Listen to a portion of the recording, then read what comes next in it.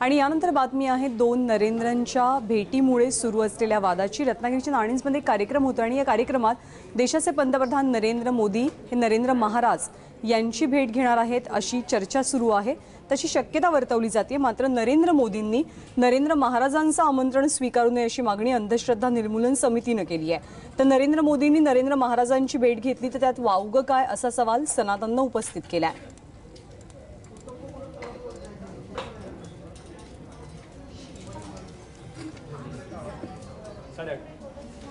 या दोनही बाजूंच्या प्रतिक्रिया काय आहेत आपण जाणून घेऊया।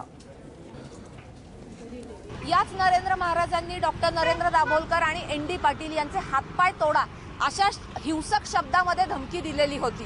तर अशा पद्धतीने हिंसेचा पुरस्कार करणाऱ्या माणसाच्या कार्यक्रमाला माननीय पंतप्रधानांनी जाऊन स्वतःची प्रतिष्ठा त्यांना देऊ नये अशी आमची अपेक्षा आहे। गेले 3 वर्ष आम्ही पंतप्रधानांच्या भेटीसाठी वेळ मागत आहोत।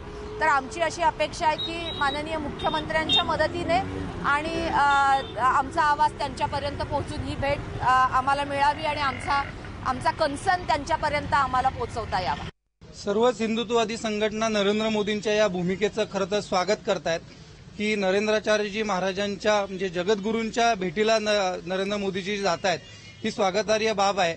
फक्त एक गोष्ट ह्या निमित्ताने अंधश्रद्धा निर्मूलन समितीचा दुटप्पीपणा कसा आहे ते समोर आलेला आहे की ज्या वेळेला मदर टेरेसांच्या भेटीला सुषमा स्वराज गेल्या होत्या त्यावेळेला अंधश्रद्धा निर्मूलन समितीने कोणतंच मत व्यक्त केलं नाही। ही गोष्ट आपल्याला प्रकर्षाने लक्षात घेतली पाहिजे। नरेंद्र महाराज हे एक चांगले जगन्मान्य जगद्गुरू आहेत आणि त्यांच्या विषयीचा आदर व्यक्त करण्यासाठी नरेंद्र मोदीजी जात आहेत, ही स्वागत